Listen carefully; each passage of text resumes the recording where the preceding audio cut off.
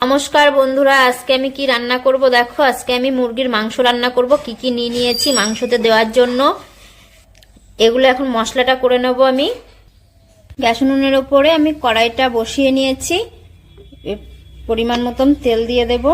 তেল দিয়ে নিয়েছি, তেলটা তেতে গেছে। আমি আলু দিয়ে দিচ্ছি, দেখতে থাকো।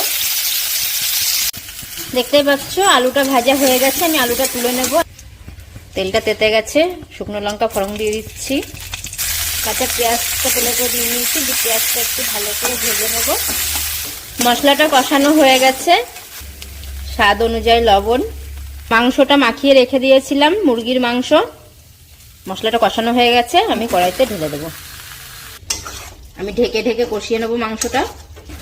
মাংসটা কষানো হয়ে গেছে, তেলও ছেড়ে দিয়েছে এবং জলটাও বেরিয়ে গেছে মাংস থেকে। পরিমাণ অনুযায়ী জল দিয়ে দিচ্ছি।